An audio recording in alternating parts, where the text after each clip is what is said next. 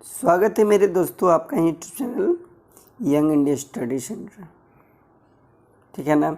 यदि आप चैनल पर नए हैं मेरे दोस्तों, चैनल पर यदि आप नए हैं तो चैनल को सब्सक्राइब कर दीजिए।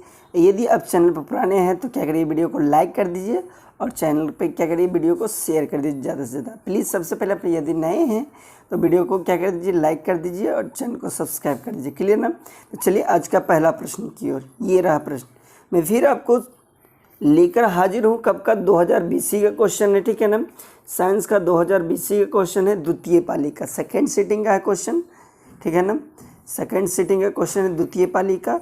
बहुत ही प्यारा प्यारा प्रश्न जो कि आपको जवाब देना है। चलिए, पौधों में गैसों का आदान प्रदान किसके द्वारा होता है? बोल रहा है कि जो पौधा होता है उसमें गैस का आदान प्रदान किसके द्वारा होता है? क्लियर ना। ये बताना है कि जो पौधा होता है उसमें जो गैसों का आदान प्रदान किसके द्वारा, यानी गैस को लेना और छोड़ना किसके द्वारा होता है? तो किसके द्वारा होता है? रंध्र के द्वारा होता है। आप लोग जानते होंगे कि जो पेड़ पौधा होता है उसका पत्ती होता है, पत्ती के नीचे में, ठीक है ना, पत्ती के नीचे में क्या होता है? छोटे छोटे छिद्र होता है। कैसा होता है?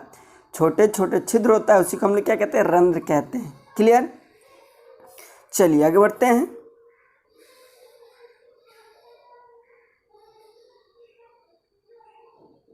ये रहा क्वेश्चन, निम्न में से सबसे तेज हृदय धड़कन किसका होता है?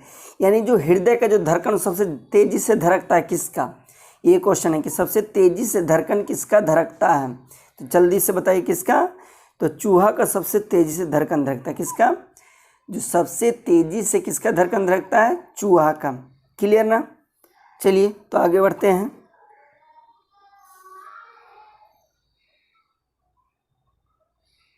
चलिए आप 5 सेकंड का समय ले सकते हैं, 5 सेकंड 10 सेकंड समय ले सकते हैं, कोई दिक्कत नहीं है। पहले प्रश्न को पढ़िए, आसानी से उसका समझने के बाद ही जवाब देना चाहिए। चलिए क्वेश्चन है, अजीब जीवधारियों द्वारा किस प्रकार का नाइट्रोजनी पदार्थ का उत्सर्जन होता है? क्वेश्चन है कि जो सजीव होना चाहिए, क्या होना चाहिए? सजीव। ठीक है ना। सजीव जीवधारियों द्वारा किस प्रकार का नाइट्रोजनी पदार्थ का उत्सर्जन होता है? आपको ये बताना है कि जो सजीव जीवधारी होता है उसमें किस प्रकार का नाइट्रोजनी पदार्थ का क्या होता है? उत्सर्जन होता है। या नाइट्रोजनी पदार्थ यानी शरीर में जो गंदा पदार्थ बनता है उसको बाहर निकालना। तो किस रूप में शरीर का बाहर निकलता है? तो ऑप्शन को पढ़िए और बताइए कि कौन सा है। 10 सेकेंड समय लगे, उससे कोई फर्क नहीं पड़ता है। बस आप क्वेश्चन को समझ रहे हैं और आंसर दे रहे हैं, वो बहुत बड़ी बात है। कौन सा होता है? अमोनिया भी निकलता है शरीर से बाहर, यूरिया अम्ल भी निकलता है और यूरिया भी निकलता है। क्लियर ना। यानी इनमें से सभी आंसर होगा आपका। क्या होगा? इनमें से सभी। क्लियर ना। जितना भी सजीव जीवधारी है उन्हें जो नाइट्रोजनी पदार्थ होता है यानी गंदा शरीर से बाहर को उत्सर्जन द्वारा निकलता है, वो अमोनिया भी निकलता है, यूरिया अम्ल भी निकलता है और यूरिया भी निकलता है। ये रहा नेक्स्ट प्रश्न। क्वेश्चन है, तंत्रिका तंत्र की रचनात्मक एवं क्रियात्मक इकाई को कहते हैं। और जो तंत्रिका तंत्र होता है उसका रचनात्मक इकाई हो या क्रियात्मक इकाई हो, उसको हम किस नाम से जानते हैं, ये बताना है। तो ऑप्शन पढ़िए और बताइए कि कौन सा जवाब होगा। प्यार से एकदम आराम से पढ़ना है क्वेश्चन को, समझना अलवलाने की कोई ज़रूरत नहीं। आराम से पहले प्रेम से पढ़िए और बताइए कि कौन होगा आंसर और कमेंट करिए फटाक से। जितना आप आराम से करेंगे समझेंगे उतना आपके लिए लाभदायक होगा, क्योंकि एग्जाम में फुल यानी पूरे में पूरी नंबर लाना है। क्लियर ना। तो चलिए बताइए कि कौन सा होगा। तो कौन सा होगा? न्यूरॉन। कौन सा होगा आपके लिए आंसर? न्यूरॉन। क्लियर ना।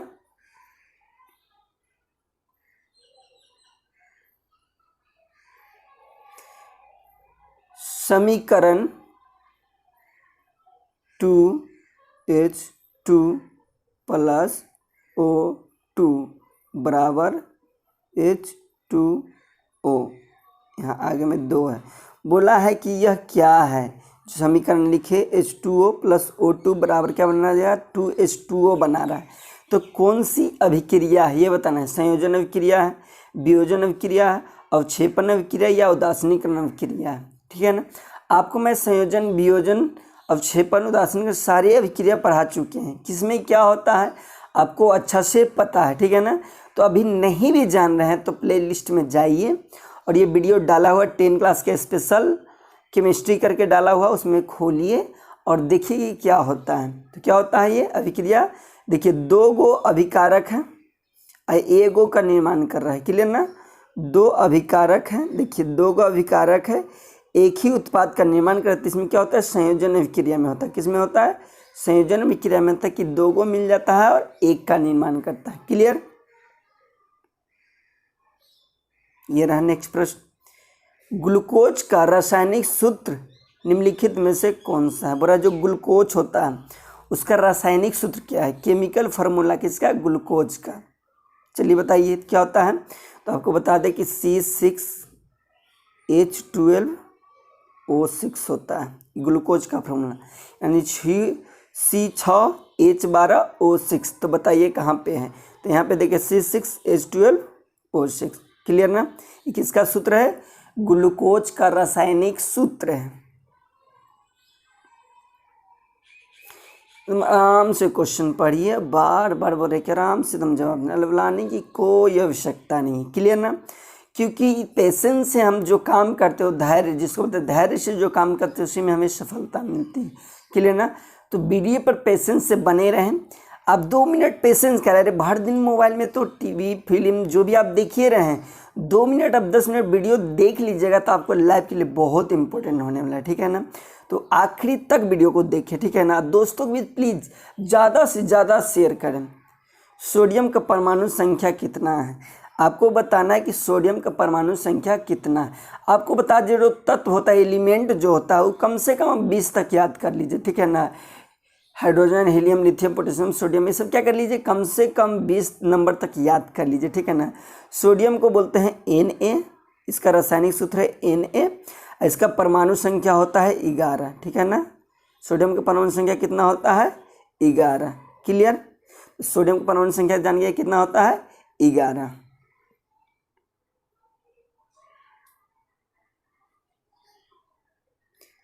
अमीबा में अधिकांश पोषण कैसे होता है।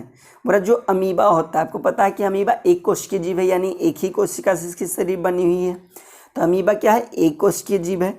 इसमें बोला कि पोषण यानी खाना खाने की जो विधि है क्या है, अधिकांश कैसे करते हैं अमीबा।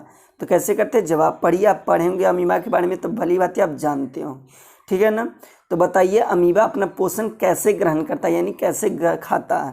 तो कैसे करता है, अंतर्ग्रहण करता है, ठीक है ना। पोषण की विधि क्या है अमीबा में, अंतर्ग्रहण करता है।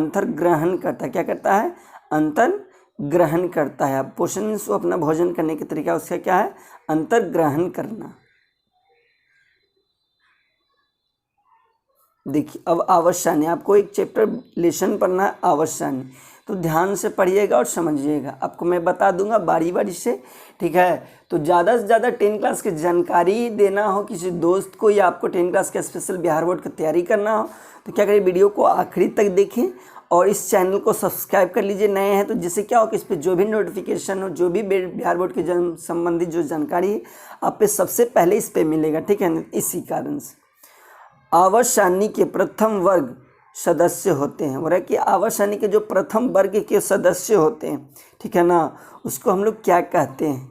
ऑप्शन है अम्लीय धातु, अक्रिय धातु, क्षार धातु या मिश्रण धातु। चलिए बताइए आवर्त सारणी के क्या कहते हैं, हम लोग इनको कहते हैं क्षार धातु, क्लियर ना। जो आवर्त सारणी के जो प्रथम वर्ग के जितने भी तत्व हैं उनको कौन सा धातु कहते हैं, क्षार धातु, यानी ये सारे क्षार धातु रहते हैं, क्लियर ना, ठीक है ना। यहाँ ये मत समझिएगा कि सिर्फ 10 क्लास के लिए है, ये यदि आप 12th का भी आर्ट्स का स्टूडेंट है, साइंस का स्टूडेंट, उनके लिए भी बहुत इंपॉर्टेंट है। यदि साइंस का स्टूडेंट है तो आपको जो साइंस पढ़ाते हैं वो बहुत ज़्यादा इंपॉर्टेंट रहता है, और आर्ट्स के स्टूडेंट है तो आर्ट्स पढ़ाते तो आपके लिए बहुत ज़्यादा इंपॉर्टेंट रहता है। कॉम्पिटिशन के हैं फिर भी ये बहुत ज़्यादा पूछा जाता है, क्लियर ना।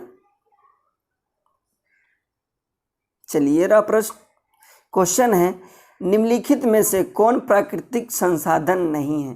बोला कि कौन है जो प्राकृतिक संसाधन नहीं है। प्राकृतिक संसाधन क्या होता है, जो प्राकृतिक द्वारा हमें तोहफा उपहार के रूप में दिया हुआ है, ठीक है ना।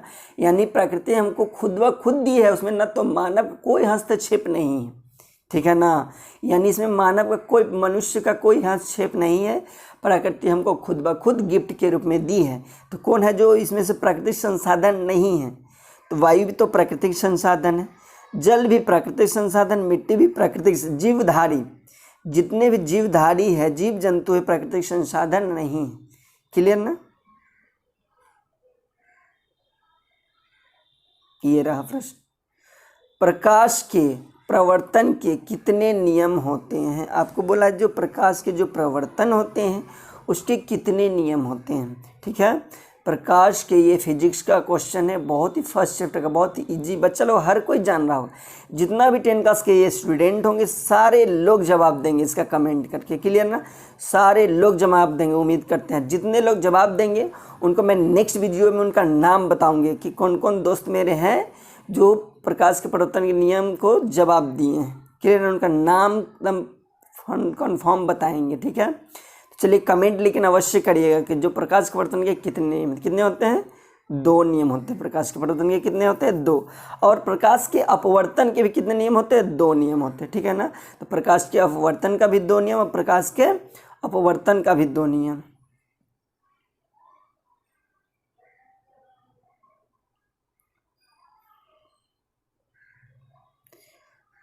तरंगदैर्घ्य को सामान्यतः व्यक्त किया जाता है। बोला जो तरंगदैर्घ्य हो तो सामान्यतः व्यक्त, यानी इसको किसके रूप में हम लोग माप सकते हैं? तरंगदैर्घ्य को किसके रूप में मापते हैं? तो किस में मापते हैं हम लोग? एंगस्ट्रॉम में। किस में मापते हैं? तरंगदैर्घ्य को किस में मापते हैं हम लोग? एंगस्ट्रॉम में मापते हैं, मेजरमेंट करते हैं।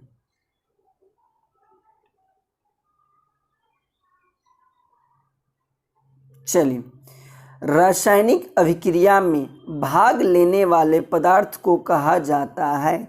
यानी जो भी केमिकल रिएक्शन हम कराते हैं, ठीक है यार, ये आप पढ़े हैं केमिस्ट्री का फर्स्ट चैप्टर रासायनिक शास्त्र का, तब जानते होंगे अच्छे से।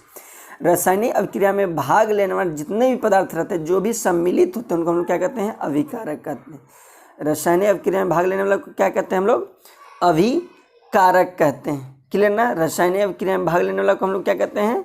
अभिकारक कहते हैं। और जो बनता है उसको क्या कहते हैं? उत्पाद कहते हैं। जो बनता है उसको उत्पाद कहते हैं, जो भाग लेता है उसको अभिकारक कहते हैं।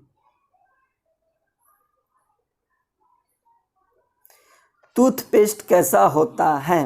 टूथपेस्ट कहने का मतलब है ना, जो हम लोग ब्रश करते हैं, कोलगेट जिसको बोलते हैं। ठीक है, या रामदेव बाबा का हो या कोलगेट हो, या बहुत सारा आता है तो उस पर ब्रश करने वाला। ठीक है, तो ये जो टूथपेस्ट होता है वो कैसा होता है? जो हम ब्रश करते हैं टूथपेस्ट लेकर, कोलगेट लेकर, वो कोलगेट कैसा होता है ये बताना है। क्या वो अम्लीय होता है यानी खट्टा जैसा होता है? क्षारीय होता है? ठीक है, यहाँ हारीय लिखा है, यहाँ क्षारीय होना चाहिए था। ठीक है, क्षारीय होता है, उदासीन होता है, यानी में से कोई नहीं। जो टूथपेस्ट होता है कैसा होता है? क्षारीय होता है। कैसा होता है? क्षारीय। ठीक है ना? टूथपेस्ट कैसा होता है? क्षारीय होता है। देखिए हमारे दांत में जो बोलते हैं ना कि गंदा हो गया है, जो पीला पीला आपको नजर आता है दांत पे, वो होता है अम्ल के कारण। किसके कारण होता है? अम्ल के कारण हमारे दांत क्या पीला पीला नजर आ जाता है। तो जैसे हम क्षार से ब्रश करते हैं, ठीक है, क्षारक से, क्योंकि कोलगेट क्षारीय होता है, तो क्षारीय से हम जैसे ही ब्रश करते हैं ना, तो हम लोग जानते हैं कि अम्ल और क्षार आपस में मिलता है तो क्या हो जाता है? उदासीन हो जाता है, जिसके कारण से हम दांत क्या हो जाता है? साफ हो जाता है। तो बस याद रखिएगा कि जो हमारा दांत में जो कोलगेट बना होता है, जो कोलगेट हो किस कैसा रहता है? क्षारीय प्रकृति का रहता है।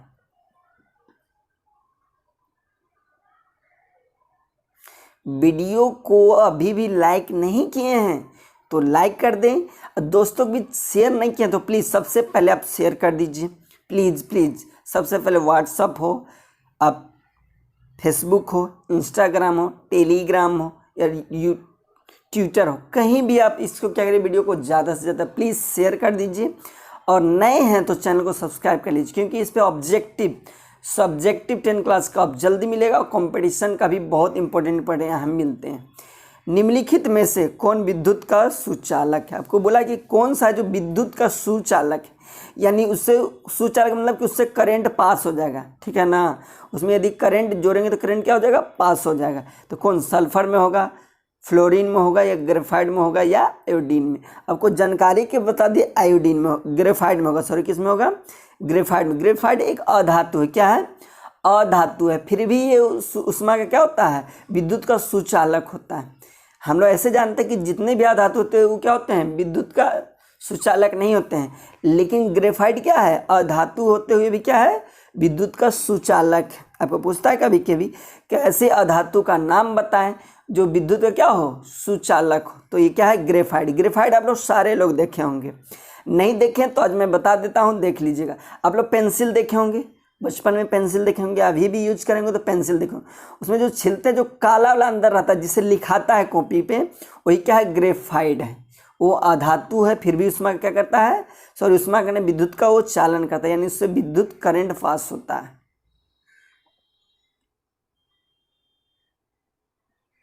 निम्नलिखित में से कौन कार्बोक्सिलिक समूह है? आपको पढ़ना है ये भी चैप्टर, आपको 2-3-4 को समूह है जिसके बारे में जानना है, जो कि एग्जाम में बहुत ज़्यादा बार पूछा जाता है। तो बोला कौन सा जो कार्बोक्सिलिक समूह, क्या है, कार्बोक्सिलिक समूह का होता है COOH। कार्बोक्सिलिक समूह का सदस्य का फॉर्मूला क्या है, COOH। क्लियर ना, COOH को कार्बोक्सिलिक हम लोग समूह कहते हैं, यानी प्रकात्मक समूह कह सकते हैं।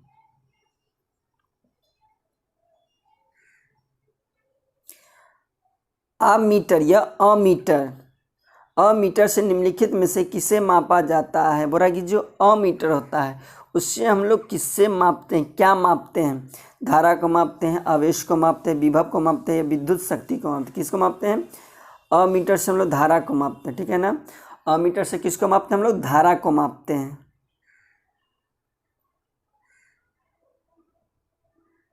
चलिए नेक्स्ट प्रश्न ये रहा, एकदम पेशेंस बनाए रखिए, बहुत कूल मार्क्स। मैं एकदम वादा करता हूँ कि यदि आप मेरे चैनल पर रेगुलर बने रहें, ठीक है, वीडियो को ज़्यादा से ज़्यादा शेयर किए, फाइनली एकदम आपको गॉड गिफ्ट मिलेगा। आपको 85-86% से प्लस नंबर आने वाला है, ठीक है ना, यानी 90% टारगेट आप रखे के आएगा आपका नंबर, ठीक है।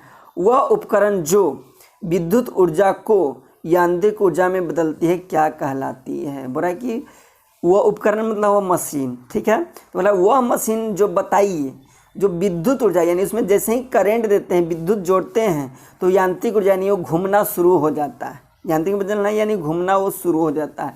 तो बताइए, तो विद्युत ऊर्जा को यांत्रिक ऊर्जा में कौन बदलता है? आपको मोटर। आपके घर में पंखा भी लगा तो देखिए उसमें क्या करते हैं, करंट देते हैं, लाइन देते हैं, वो घूमना शुरू होता है। क्यों घूमना शुरू होता है? वो विद्युत मोटर है, घूमता है, वो यांत्रिक ऊर्जा दे रहा है हमको, घूम घूम के क्या दे रहा है? यांत्रिक ऊर्जा दे रहा है। हम स्विच जोड़ के उसको चालू किए, स्विच क्या विद्युत ऊर्जा हम दिए, तो विद्युत ऊर्जा दिए, वो घूम घूम कौन सा ऊर्जा दे दिया? यांत्रिक ऊर्जा दे दिया। तो विद्युत मोटर क्या करता है? विद्युत ऊर्जा को यांत्रिक ऊर्जा में बदल देती है, यानी रूपांतरित करती है। क्लियर? चलिए बताइए, ये बहुत ही अच्छा प्रश्न आपको है कि दर्पण सूत्र है, बहुत ही इजी है, आप लोग जानते हो। तो दर्पण सूत्र क्या होता है? 1/v प्लस 1/u बराबर 1/f। Clear? 1/v plus 1/u बराबर 1/f, दर्पण सूत्र ये पहला ऑप्शन, ठीक है। ये दर्पण फार्मूला, मिरर फार्मूला जिसको बोलते हैं, ठीक है ना। ये पे आपका एग्जाम में न्यूमेरिकल भी पूछा जाता है, क्वेश्चन दे देता है, आपको ये बनाना है, ठीक है ना।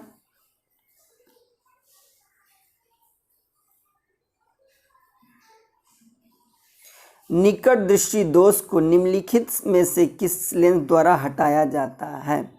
और निकट दृष्टि दोष है, व्यक्ति को ऐसा बीमारी पकड़ा, निकट दृष्टि दोष, ठीक है। यानी निकट दृष्टि दोष को आप लोग परिभाषा जानते हैं कि निकट दृष्टि दोष से यानी निकट की ही वस्तु को स्पष्ट यानी साफ साफ देख पाएगा और दूर के वस्तु को देख नहीं पाएगा, इसको क्या कहते हैं? निकट दृष्टि दोष कहते हैं।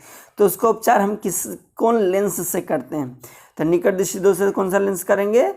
अवतल लेंस से। कौन सा लेंस करेंगे? अवतल। आपको पता है कि 3, देखिए निकट 1 क 2 ये ट 3, निकट 3 अंक है ना, तो उसका आंसर 4 अंक होगा। देखिए अवतल 1 2 3 4, ठीक है। निकट, निकट दृष्टि दोष यानी निकट 3 अंक से बना है, अवतल 4 अंक, तो 3 का 4। दूर, दूर दृष्टि दोष या दीर्घ दृष्टि बोले तो उसका 2, देखिए दूर, दूर उसका उतल यानी 2 के 3 और 3 के 4। क्लियर ना। तो निकट दृष्टि दोष को किससे हम लोग ठीक कर सकते हैं? अवतल लेंस का चश्मा लगा के।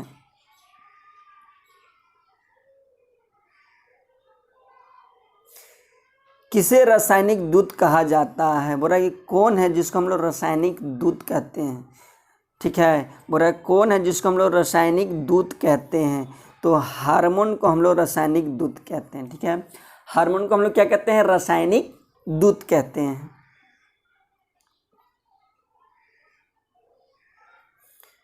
द ओरिजिन स्पेसीज नामक पुस्तक किसने लिखी, बोला जो द ओरिजिन स्पेसीज नामक पुस्तक किताब है, किताब का नाम क्या है, द ओरिजिन स्पेसीज ऑफ होना चाहिए, द ओरिजिन ऑफ होना चाहिए, क्या होना चाहिए, ऑफ। ठीक है, of. The origin of species नामक पुस्तक किसने लिखी है, द ओरिजिन ऑफ स्पेसीज नामक पुस्तक किसने लिखी है ये बताना है आपको। तो फटाक से बताइए कौन है, कौन है, डार्विन साहब। कौन लिखे हैं, डार्विन साहब लिखे हैं।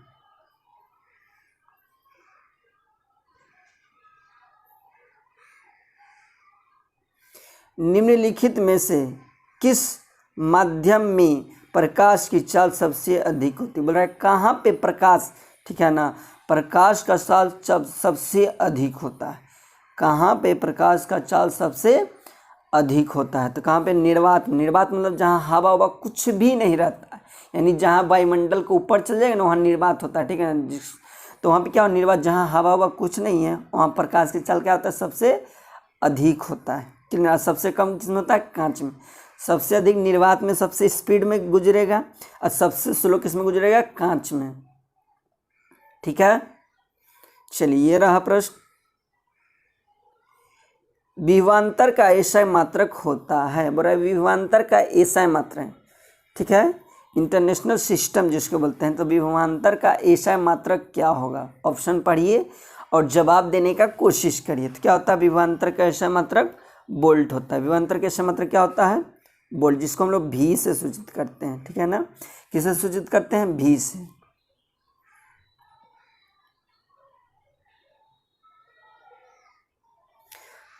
पौधों में जननांग अंग कहाँ पाए जाते हैं, यानी बोला जो पौधा होता है जन्म देने वाले, यानी नए संतान को जन्म देने वाला जो अंग है वो कहाँ होता है, पौधा में। मनुष्य का कहाँ होता है तो आप तो जानते ही होंगे। अब बोला है पौधा में जो जन्म देने वाली जो अंग होता है वो कहाँ होता है, क्या उसका तना, यानी तना में क्या उसका डाली में होता है, जड़ क्या उसका जड़ में होता है, पुष्प यानी कि उसका क्या फूल में होता है, फल यानी क्या उसका बीज में होता है। तो उसका जो जन्म देने वाला अंग कौन है, पुष्प है। ठीक है ना, उसका पुष्प यानी फूल से। ठीक है, कहाँ से होता है, फूल से होता है पौधा में जननांग अंग।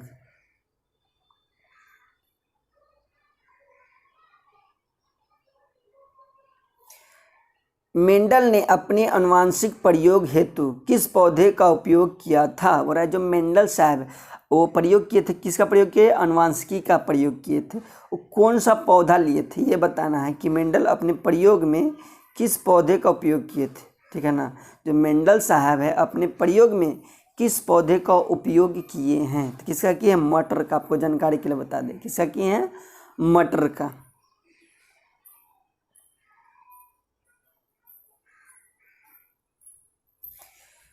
पारिस्थितिकी तंत्र में ऊर्जा का प्रवाह किस दिशा में होता है, बोले जो पारिस्थितिकी तंत्र है उसमें ऊर्जा का प्रवाह किस दिशा में होता है, किस दिशा में होता है, चलिए पढ़िए और जवाब दीजिए। तो एक दिशा में होता है, यानी एक ही दिशा में ऊर्जा का प्रवाह होता है। पारिस्थितिकी तंत्र में ऊर्जा का प्रवाह किस दिशा में होता है, एक ही दिशा की ओर होता है।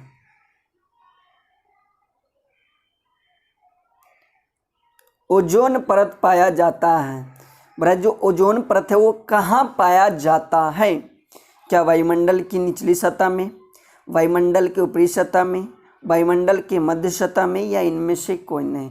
तो जानकारी के लिए आपको बता दें कि ओजोन परत वायुमंडल के ऊपरी सतह में पाया जाता है। कहाँ पाया जाता है, वायुमंडल के ऊपरी सतह में ओजोन परत बनाया जाता है। ओजोन परत का काम क्या है, ये पराबैंगनी जो विकिरण सूरज से आता है वो उसको क्या करता है, ये सोख लेता है, अवशोषित करता है। ठीक है ना, जो ओजोन परत है वो, क्लियर। इसका काम है अल्ट्रा वायलेट रे को ऑब्जॉर्व कर लेना, यानी इसको सूख लेना।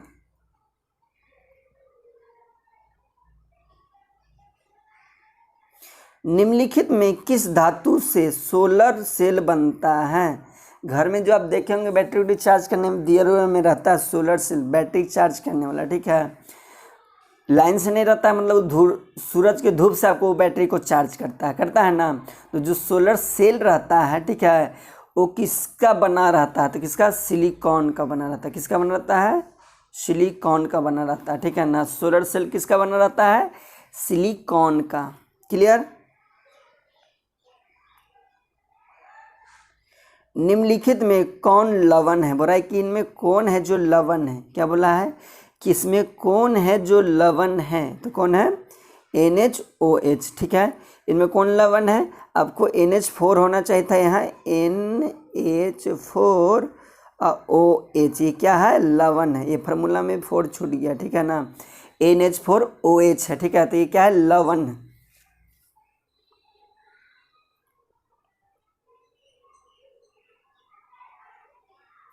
निम्नलिखित में से सबसे भारी धातु कौन है, बोला सबसे भारी हैवी धातु, सबसे भारी धातु कौन सा है, ये बताना है कि जो सबसे भारी धातु कौन है, लिथियम है, यूरेनियम है, सीजियम या आयरन है।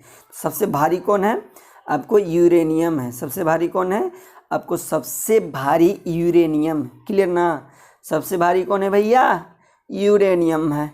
क्लियर ना, समझ में आ रहा है। तो चलिए आगे बढ़ते हैं। ये रहा प्रश्न, एथेन के अणु में कितने संयोजकता बंधन है। बोल रहा है कि जो एथेन होते हैं, ठीक है, इसके अणु में कितने बंधन होते थे, कितने होते हैं, 7 बंधन होते हैं। सभी जीव जंतुओं के लिए ऊर्जा का अंतिम स्रोत है। और जितना भी जीव जंतु है, जितना भी जानवर है, हम लोग है, ठीक है, तो इसमें ऊर्जा का अंतिम क्या स्रोत है, ठीक है। हम लोग ऊर्जा कहाँ से प्राप्त अंतिम में कर सकते हैं, ये बताना है। तो हम लोग कहाँ से आखिरी में कर सकते हैं, हम लोग सूर्य से कर सकते हैं। सूरज मामा, ठीक है ना, सूर्य मामा, सूरज मामा गुड़ के पूरी पकावे भीर के। तो सूरज मामा सभी जीवधारियों के लिए क्या है, अंतिम स्रोत है। चलिए, लिटमस में कितने जोड़े, आपको क्वेश्चन में थोड़ी सी डाउट लग रही है, ठीक है ना, तो ध्यान से पढ़िए, हम बताते हैं, थोड़ा सा टाइपिंग मिस्टेक है। क्लियर ना, तो घबराने को बोला है। तिलचट्टे में, किसमें, तिलचट्टे में कितने जोड़े श्वसन रंध्र होते हैं, यानी श्वसन, ठीक है। मतलब जो तिलचट्टा होता है घर में, आप देखो उसमें श्वसन या सांस लेने वाले कितने जोड़े अंग होते हैं, ठीक है। तिलचट्टा में सांस लेने वाले कितने जोड़े क्या होते हैं, अंग होते थे। कितने जोड़े होते हैं, 10 जोड़े होते हैं। टॉप है बाबू ये तिलचट्टा। इसमें श्वसन अंग कितना, 10 जोड़ा होता है, यानी पीस बोला जाए तो 20 पीस।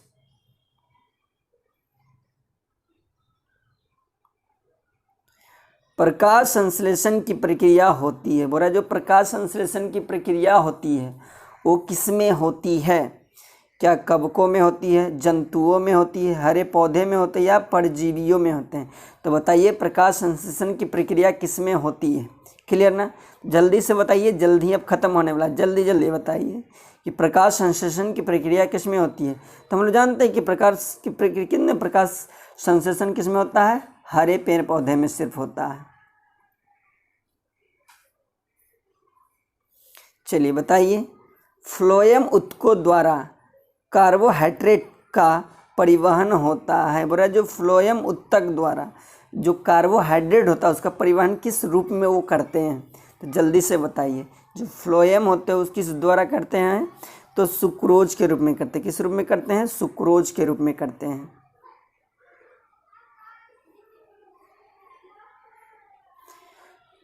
स्विच लगाए जाते हैं, बोला जो घर में जो स्विच लगाते हैं बिजली वाला में, तार में, तो किस तार में लगाते हैं, क्या ठंडा तार, ठंडा तार यानी क्या क्या अर्थिंग वाला में लगाते हैं, गर्म तार जो लाइन वाला, तो क्या उसमें जोड़ते हैं, या भू योजिक तार में जोड़ते हैं, या इनमें से कोई में नहीं। तो बताइए कि किस में हम लोग जोड़ते हैं फटाक से, तो इनमें से सभी में जोड़ सकते हैं। स्विच कोई में भी लगाया जा सकता है, कोई भी एक भंग होगा तो काम नहीं करेगा, ठीक है ना।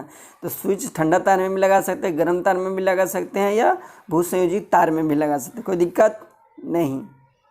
चलिए ये बताइए,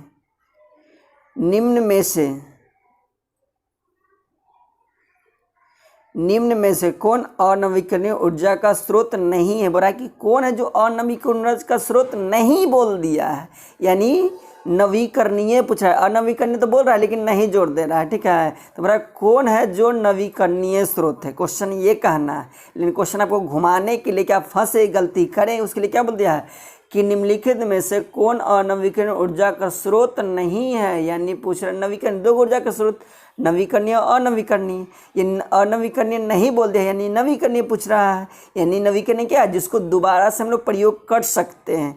नवीकरणीय क्या है जिसको हम दोबारा से प्रयोग नहीं कर सकते हैं, यानी जिसको बनने में अधिक समय लगता है वो नवीकरणीय है, तुरंत जिसको लंबे समय लाखों वर्ष लगते हैं बनने में वो अनवीकरणीय है, और जिसको बनने में तुरंत बनते हो नवीकरणीय है। देखिए पेट्रोलियम उसको भी बनने में समय लगता है, ठीक है, कोयला उसको भी बनने में समय लगता है, प्राकृतिक गैस को भी बनने में समय लगता है। तो क्या है बायोगैस, जो गोबर से बनता है जो बायोगैस है उसको बनने में समय नहीं लगता, ये क्या है नवीकरणीय ऊर्जा का स्रोत है। क्लियर ना।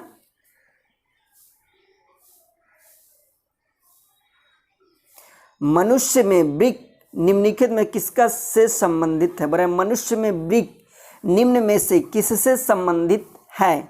वृक्क मतलब किडनी, जो हमारे शरीर में जो किडनी है उसका काम क्या है, ये पूछा है कि हमारे शरीर में जो किडनी है उसका काम क्या है। तो क्या काम करता है, उत्सर्जन का काम करता है, यानी आपका शरीर में जो गंदा रहता है उसको बाहर करने का काम करता है, ठीक है ना। यही काम है किसका, वृक्क का, यानी किडनी का।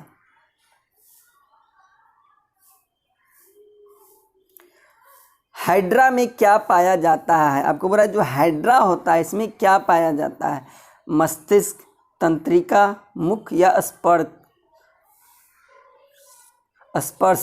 ठीक है। तो क्या पाया जाता है, स्पर्श पाया जाता है। प्रकाश की किरणें गमन करते हैं, जो बोला प्रकाश होता है वो कैसा गमन करता है, प्रकाश का जो किरण होता है वो कैसा गमन करता है। याद रखिएगा जो प्रकाश होता है हमेशा सीधा गमन करेगा, टेढ़ा मेढ़ा कुछ नहीं करेगा, ठीक है ना। प्रकाश सदैव सीधी रेखा पर गमन करती है।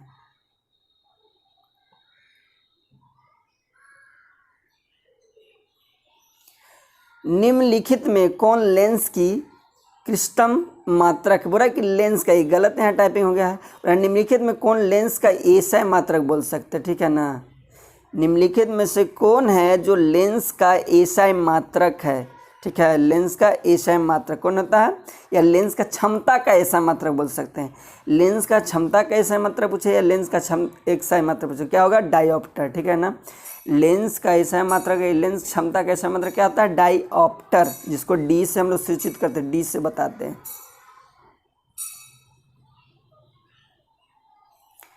किस रंग का विचरण न्यूनतम होता है, विचरण मतलब फैलाव, यानी ज़्यादा नहीं फैलता। तो न्यूनतम बोला कौन सा रंग है जिसका विचरण न्यूनतम, विचरण मतलब होता है फैलाव यानी कम फैलता, न्यूनतम मतलब कम, विचरण मतलब फैलना। तो सबसे कम कौन रंग है जो फैलता है, तो हम लोग जानते हैं कि लाल सबसे कम फैलता है, सबसे ज़्यादा नीला बैगनी सब क्या ज़्यादा फैल जाता है, लेकिन लाल का विचलन बहुत कम है, ठीक है ना।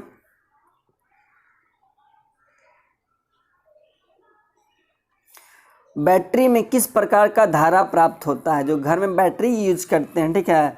वो देखिए एक साइड प्लस लिखल रहेगा एक साइड माइनस लिखल रहता है, बैटरी में लिखल रहता है कि नहीं, ध्यान दीजिएगा रहता है।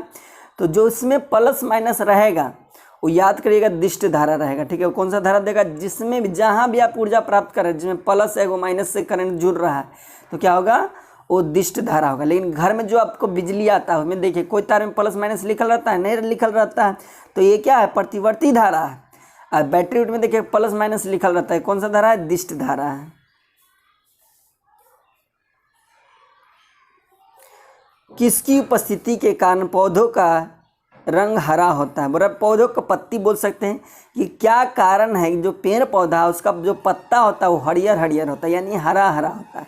तो हम लोग जानते हैं कि पत्ती में क्या मौजूद रहता है क्लोरोफिल, तो क्लोरोफिल के कारण जो पत्ती होता है या पेड़ पौधा वो कैसे दिखाई देता है आपको हरा हरा दिखाई देता है, हरा हूँ रंग भरा हूँ, क्लियर ना। तो हरा हरा दिखाई देने के कारण क्या है पत्ती में उपस्थित क्या है क्लोरोफिल।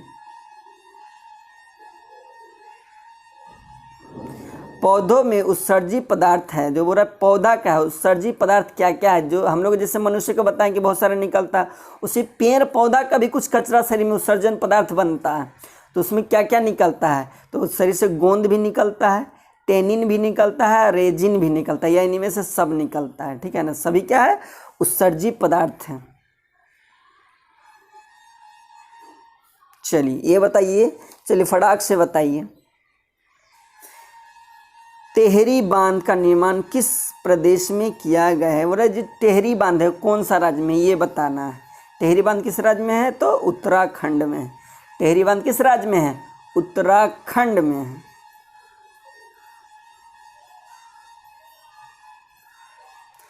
निम्नलिखित में से किसका कारण अम्ल वर्षा होता है। बोले कौन सा कारण है जिसके कारण अम्लीय वर्षा होता है। कैसा वर्षा होता है, अम्लीय वर्षा होता है। कौन सा कारण जिसके कारण अम्लीय वर्षा होता है, तो किसके कारण होता है, SO2 सल्फर डाइऑक्साइड के कारण कैसा वर्षा होता है, अम्लीय वर्षा होता है। तो प्लीज़ मेरे दोस्तों इतना ही आपका क्वेश्चन था। अभी भी आप चैनल इस वीडियो में बने हुए हैं तो वीडियो को लाइक कर दीजिए, और सब्सक्राइब नहीं किए, नए हैं, नया वाले हैं तो चैनल को सब्सक्राइब कर दीजिए, और ज़्यादा से ज़्यादा वीडियो को शेयर कर दीजिए। किसी तरह की आपको मदद चाहिए पढ़ाई से संबंधित, आप इस चैनल पे कमेंट करके बताइए, ठीक है। कोई भी डाउट हो इस क्वेश्चन में या इस सेशन में तो आप कमेंट अवश्य करें। तो आज के लिए इतना ही रहने देते हैं। जय हिंद, जय भारत।